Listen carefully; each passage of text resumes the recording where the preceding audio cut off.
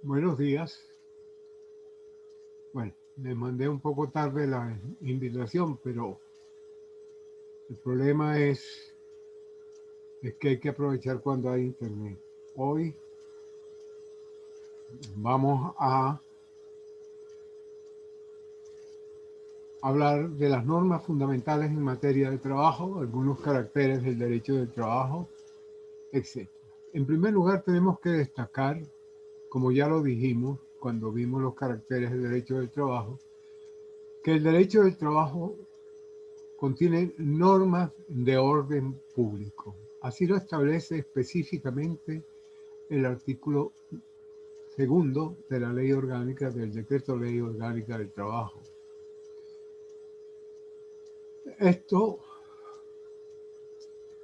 implica que las normas en materia de trabajo son normas imperativas, se caracterizan por la imperatividad.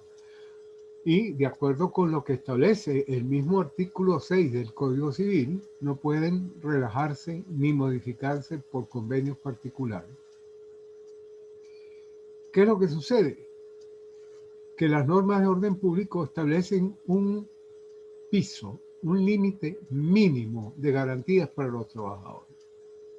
Por debajo de ellas no se puede convenir en condiciones de trabajo que sean inferiores a las establecidas en la ley.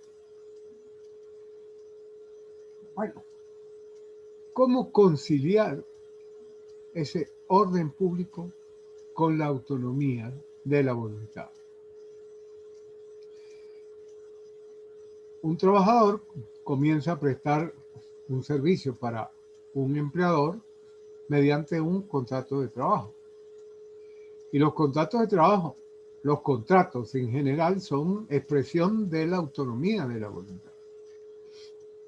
El ejercicio de la libertad individual en el campo del trabajo. ¿Y cuál es el espacio que le queda a la autonomía de la voluntad en el contrato de trabajo?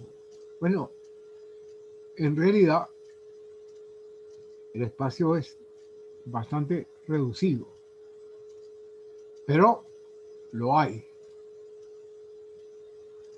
¿Dónde está el espacio de la autonomía de la voluntad? Primero, en la formación del contrato de trabajo. El contrato de trabajo, sin la voluntad de las partes, no se forma. De manera tal de que allí encontramos una expresión de autonomía de la voluntad. El trabajador, a él no se le puede imponer la obligación de trabajar. Hay libertad de trabajar, que por lo tanto él es libre de contratar o no contratar.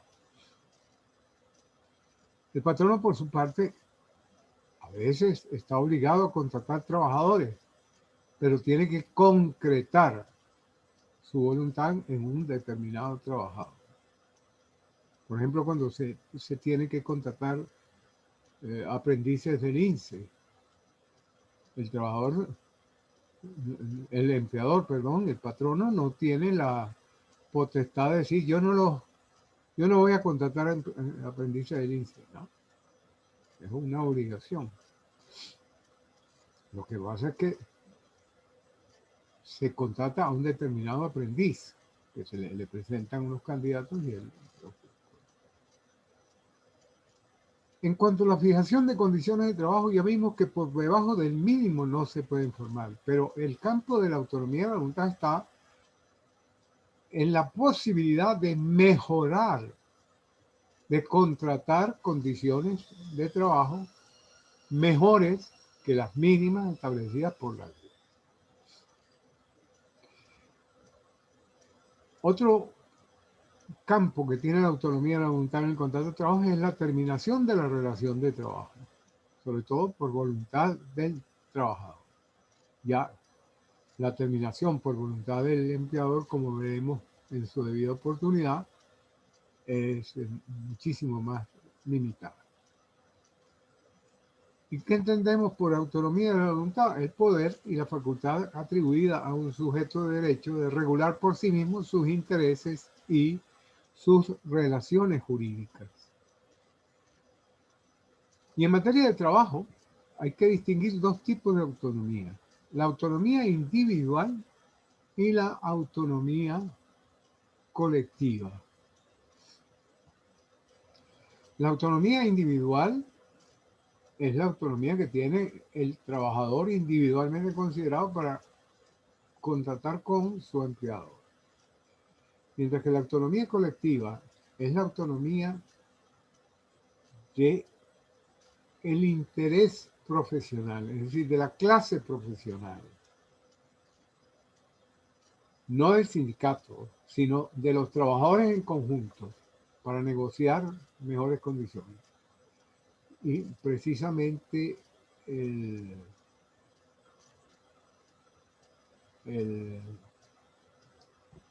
esto es muy importante en la negociación de las convenciones colectivas de trabajo.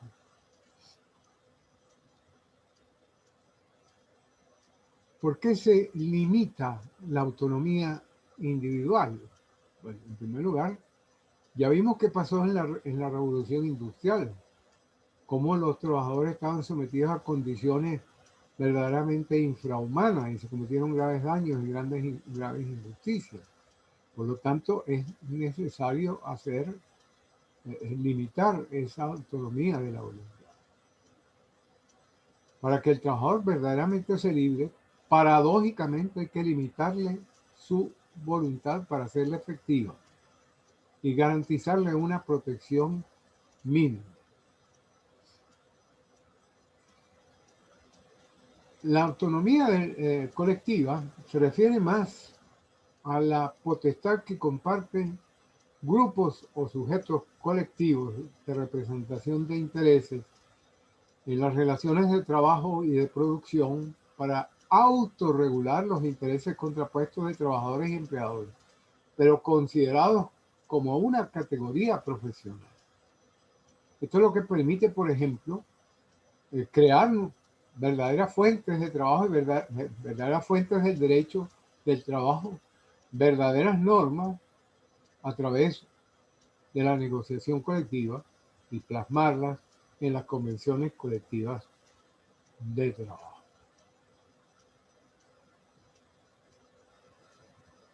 Bien.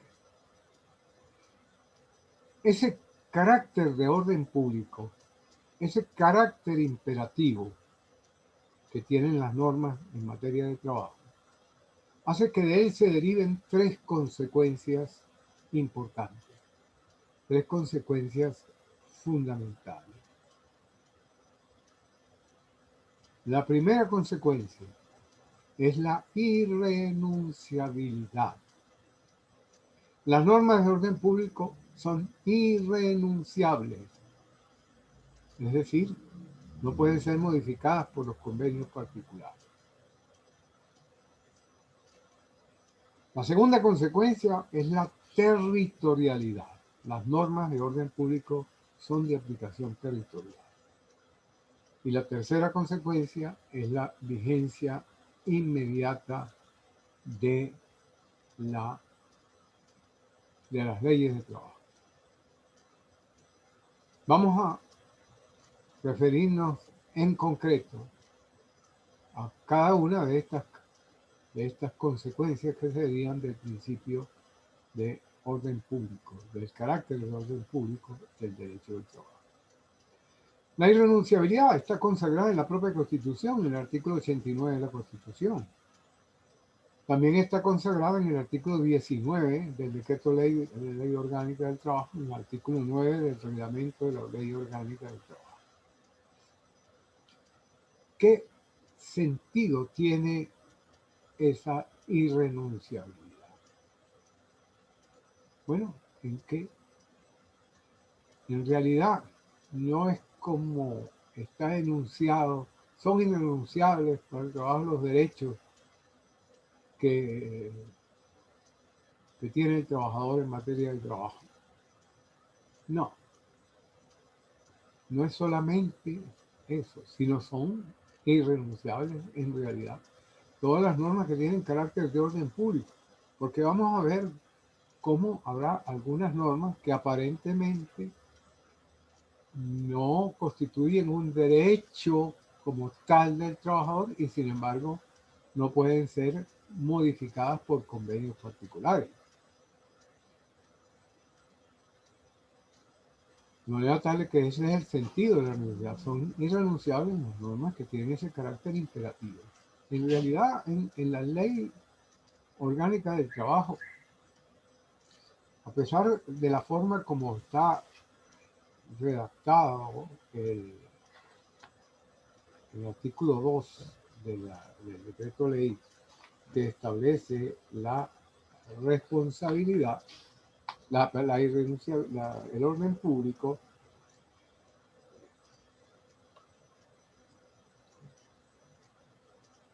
sí habría algunas posibilidades de modificación. Y esas son modificaciones, por ejemplo, para mejorar la condición de los trabajadores.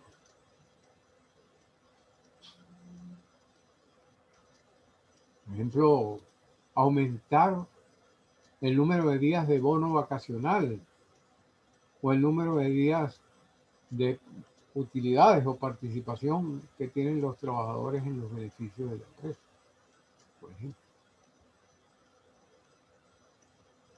Y en realidad son escasísimas las normas que podrían establecer una posibilidad de campo para que los trabajadores establezcan condiciones distintas de la ley.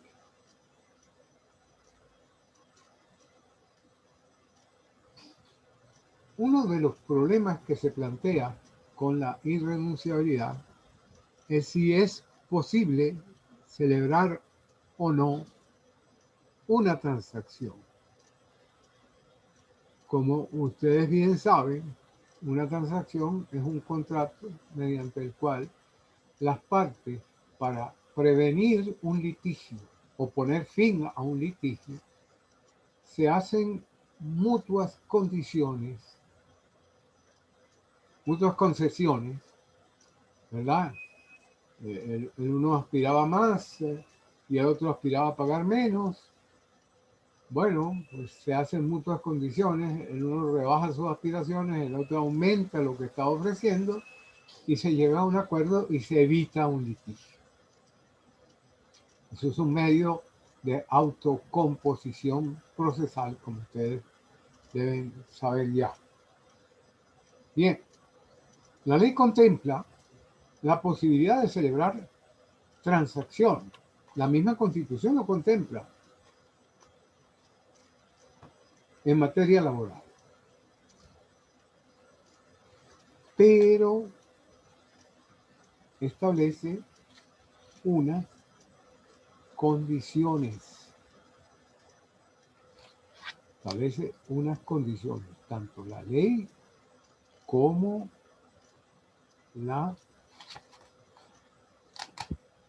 el reglamento de la ley de trabajo, incluso la propia Constitución. En el artículo 19 de la ley encontramos que las transacciones y los convenimientos solo podrán realizarse al término de la relación de trabajo y siempre que versen sobre derechos litigiosos, dudosos o discutidos, consten por escrito y contengan una relación circunstanciada de los hechos que la motiven y de los derechos en ella comprendidos. Se pueden celebrar transacciones. Pero miren las condiciones que pone la ley y la Constitución también. Primero, ¿cuándo se puede celebrar transacciones? Solo al término de la relación de trabajo. Solo cuando la relación de trabajo ha terminado. El legislador supone o presume que mientras dura la relación de trabajo y el trabajador está subordinado al patrono, el trabajador no actúa libremente y a veces acepta lo que el patrono le propone sin ser lo más conveniente para él y aún él sabiéndolo, por el temor de que el patrono tome represalias contra él. Cuando se termina la relación de trabajo, el trabajador recupera su libertad, su plena libertad. Y entonces ahí sí puede negarse a lo que el patrono le plantea o exigirle más, porque ya no depende de él. Por eso la ley establece que solo se pueden celebrar transacciones al término de la relación de trabajo. Hay quienes critican esto y dicen que no, que también podría celebrarse transacciones durante la relación de trabajo. Pero la ley no lo permite. En segundo lugar, hay un elemento, un requisito fundamental, y ese requisito es que solo puede versar sobre derechos litigiosos o discutidos o que necesiten ser probados. Con unos ejemplos lo van a entender mejor. Cuando se despide un trabajador, surge la duda de por qué se despide. Se despide porque cometió una falta. Ajá, ¿qué falta? Tal falta. Por ejemplo, dejó de asistir durante 3 días hábiles en el periodo de un mes sin causa justificada. Bueno, el patrono tiene que probar los días que faltó. Y el trabajador, ojo, tiene que probar que él, si faltó esos días, faltó sin justificación. Es un hecho discutido sometido a prueba. Y es uno de los hechos más discutidos. Sobre eso se puede transar. Y en lugar de esperar a una decisión que establezca que el despido fue injustificado o justificado, se puede transar antes y entonces el trabajador acepta, en lugar de recibir una indemnización más elevada, una indemnización más módica, pero algo recibe, porque si declaran que el despido fue justificado, pues no va a recibir absolutamente ningún tipo de indemnización. Entonces están en juego unos derechos que son litigiosos y que tienen que ser probados. Otro ejemplo. El trabajador dice que él trabajó 50 horas extra y que el patrón le debe 50 horas extra que nunca le pagó. Y el patrón dice, no señor, usted no trabajó sino 10 horas extras y aquí está la prueba de que se le pagaron esas horas extras. El trabajador entonces tiene que probar cuántas horas extras le trabajó en realidad. Y a veces la prueba no es fácil. De manera tal que puede llegar a una transacción y dice, bueno, págueme 20 solo de esas horas extras. Y el patrón no lo acepta. Sobre eso se puede transar. En el reglamento, además, hay un requisito, dos requisitos formales. Primero, la transacción tiene que ser celebrada por escrito. No se puede hacer una transacción verbal. Y en segundo lugar, tiene que contener una relación circunstanciada y motivada de los hechos que la motivan y de los derechos en ella comprendidos. Es decir, no es que, mire, me está exigiendo que le pague 20 millones de bolívares y yo le ofrezco pagarle 10 y él acepta que se le pague 10. No. Hay que decir, mire, me está reclamando tal cantidad por esto y por esto. Y me está reclamando por estas otras cosas. Bueno, En realidad, el patrono dice, yo desconozco que tenga derecho a eso, pero bueno, para transar y porque el trabajador tampoco tiene los soportes para demostrar, yo acepto pagarle por las horas extras que pide tanto y por los otros conceptos de vacaciones no pagadas, por ejemplo, tanto. Ajá. Hay ahí una relación de los hechos que están y de los derechos que están comprendidos. Y hay también una motivación de por qué se llega a esa transacción. Dice que, por ejemplo, no se podía llegar a una transacción acerca de la cantidad de días que le corresponden a un trabajador por antigüedad o de vacaciones, porque eso no se discute. Si un trabajador tiene un año de servicio, tiene derecho a 15 días de vacaciones hábiles y a 15 días de bono vacacional. Eso no se puede discutir. Lo que se podría discutir es sobre la antigüedad del trabajador, porque ahí sí hay que demostrar desde cuándo comenzó a trabajar, desde cuándo se está desarrollando esa relación de trabajo. Pero lo otro no se puede discutir. Y la ley, en el artículo 19, en la parte final, dice, en consecuencia, no será estimada como transacción una simple relación de, de derechos, aun cuando el trabajador hubiera declarado que estaba conforme con lo pactado. ¿Verdad? Sí, mire, me paga tanto por todo lo que me deba. No, eso no es una transacción y por lo tanto no produce los efectos que vamos a ver. El reglamento en el artículo 11, no la ley, establece una clasificación de las transacciones. Una transacción llamada simple y una transacción llamada calificada. La transacción simple es la transacción que reúne todos los requisitos, celebrada al final de la relación de trabajo, que contiene por escrito una relación circunstancial de los hechos y de las justificaciones que se le dan a la transacción. Pero la simple es la que se celebrada entre las partes nada más.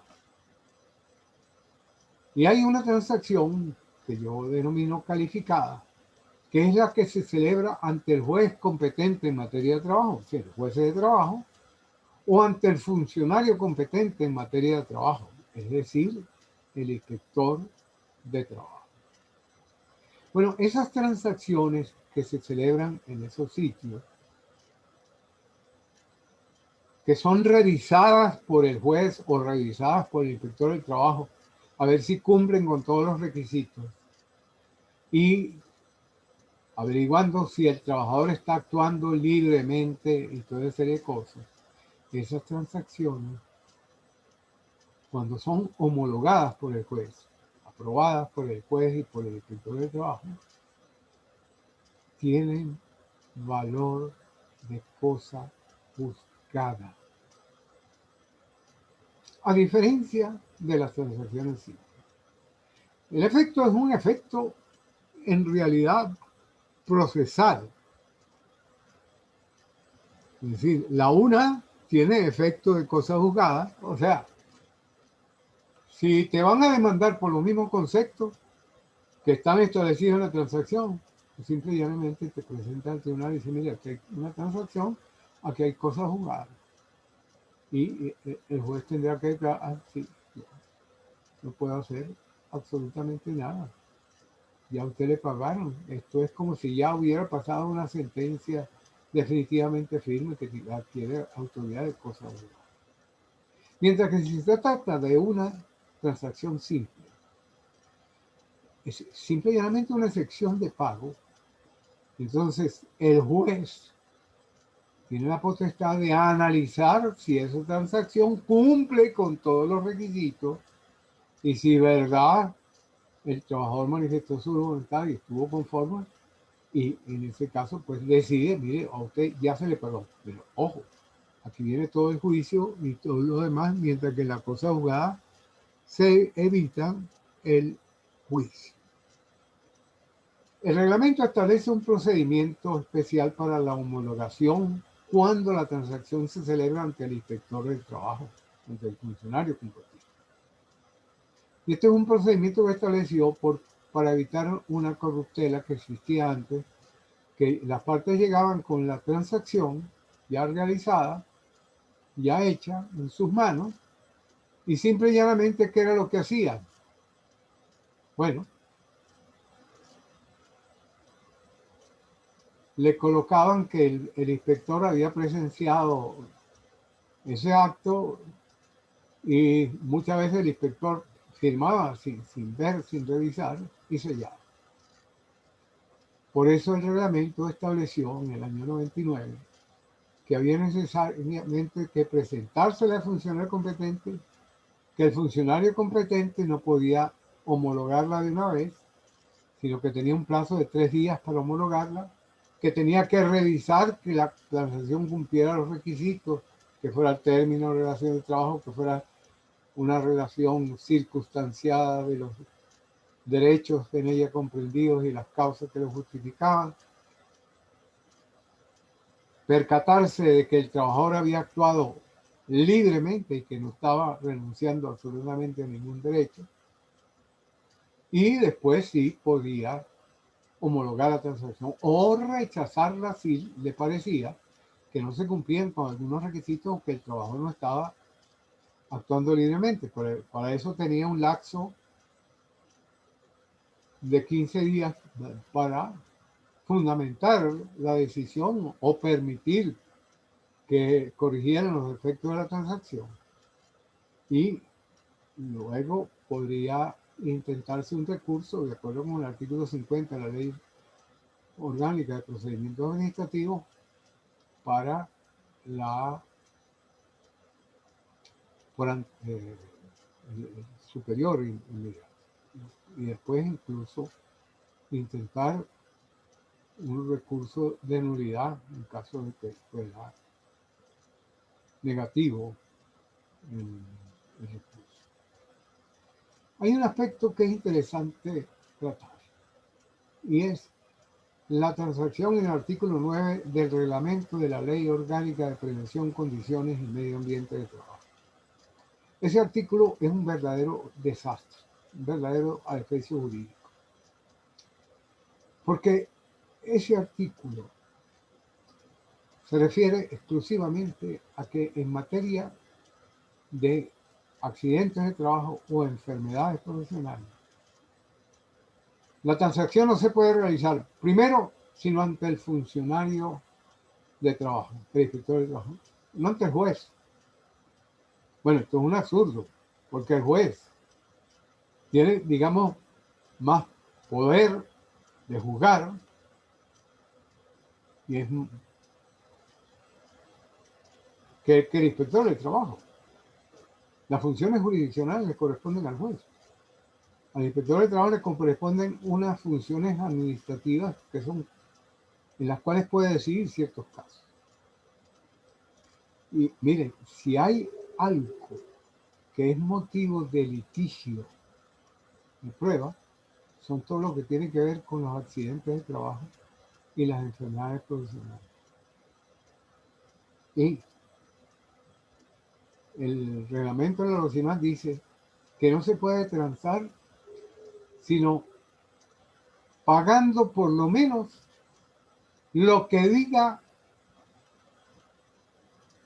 un informe del Instituto Nacional de Prevención, Salud y Higiene Ocupacional, el INSACEL. Bueno, señores, entonces esto no es una transacción, porque la transacción, ¿quiénes deciden cuánto hay que pagar? Las partes, el empleador y el trabajador. Y si te dicen aquí tienes que pagar tanto, eso no es una transacción. Eso verdaderamente es naturalizar la transacción. Pero no se le puede pedir a estos sabios que hicieron esta ley que sepan derecho, que tengan 2 dedos de frente para pensar que esto no es una transacción.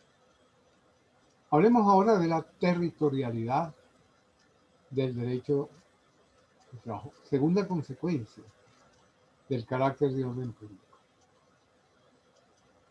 Las leyes de trabajo, como todas las leyes de orden público, son de aplicación territorial.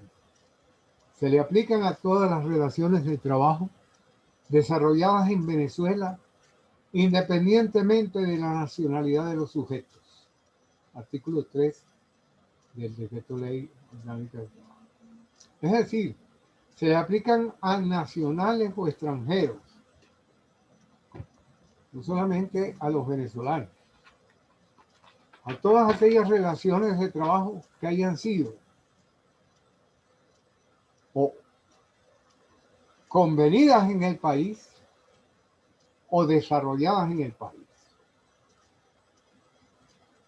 Aquí se aplican dos criterios. Se aplica la ley de la celebración del contrato, donde se combina el contrato, la lex loci executionis, o la ley convenciones, perdón, o la ley de ejecución donde se ejecuta el contrato, del país donde se ejecuta el contrato, la lex loci executionis. Ahora, incluso la ley pretende ir más allá y proteger a los trabajadores fuera de las fronteras venezolanas. Pero aquí vamos a detenernos en dos aspectos. Uno, es posible la aplicación de la ley extranjera a relaciones de trabajo que nacieron fuera del país y que se vinieron a ejecutar dentro del país. Bueno, sí es posible. ¿Bajo qué sistema? Bajo el sistema de que cuando se celebró el contrato de trabajo en el país extranjero, por ejemplo, se celebró un contrato en Francia, se supone que el Código de Trabajo francés forma parte integrante de ese contrato, porque todo lo que no estuviera dispuesto en el contrato se regiría por el Código Civil francés. Pero ese trabajador que fue contratado en Francia y que comenzó su trabajo en Francia, lo mandan a Venezuela a trabajar aquí. Bueno, acá le aplicamos la ley venezolana. Ajá. Pero resulta que él en Francia, el Código de Trabajo francés le daba derecho a 5 semanas de vacaciones. Entonces ahora le van a dar solo 15 días de vacaciones y uno adicional por año, como dice la ley venezolana. ¿Va a perder el beneficio que tenía? No. Él conserva la condición más favorable. Y por esa vía, considerando que la ley extranjera forma parte integrante del contrato y en lo que mejore la ley venezolana se aplica preferentemente, se va a aplicar la ley extranjera. Ya veremos más adelante el principio de la aplicación de la norma más favorable. Pero hay otra situación distinta. Un trabajador comienza a prestar sus servicios en Francia, en una transnacional.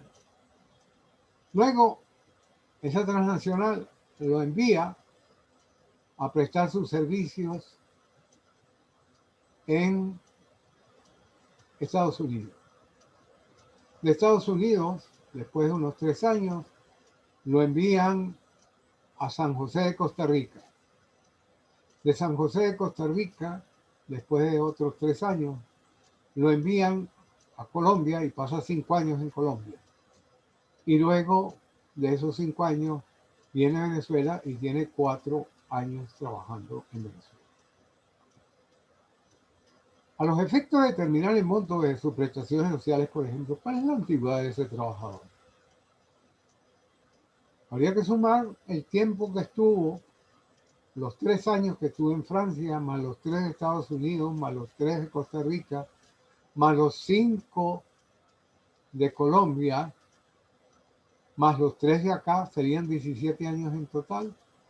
Bueno, eso fue lo que dijo en el año 85 una célebre sentencia de transportes aéreos portugueses del 16 de enero del año 1985. Pero ¿qué pasó? Que luego la Sala de Casación Social del Tribunal Supremo de Justicia, en una sentencia del 19 de septiembre del año 2001, en el caso de Occidental de Petróleo, Oxy de Venezuela, tomó una decisión distinta. Dijo, no, solo se toma en cuenta el tiempo de trabajo prestado en Venezuela a los efectos de determinar el monto de las prestaciones sociales. Bueno, y ese criterio más o menos es el que se aplica hoy en día. Más o menos porque ha habido unas últimas sentencias que son un poco dudosas. En la parte final del artículo 3 dice que se aplicarán las disposiciones de la ley a los trabajadores contratados en Venezuela para prestar servicios en el exterior del país. Esto es posible en la práctica. Un trabajador que lo contratan aquí para ir a trabajar a Colombia. Ajá. Ese trabajador, como lo contrataron aquí y se fue para Colombia inmediatamente, le aplicamos la ley venezolana y la ley colombiana no, ejecutando el contrato de trabajo allá en Colombia. Eso es posible, ¿no? Porque resulta que la ley colombiana también tiene un artículo que dice que la ley colombiana es territorial, es de orden público, de aplicación territorial, y que se le aplica a todas las relaciones de trabajo establecidas, ejecutadas en Colombia.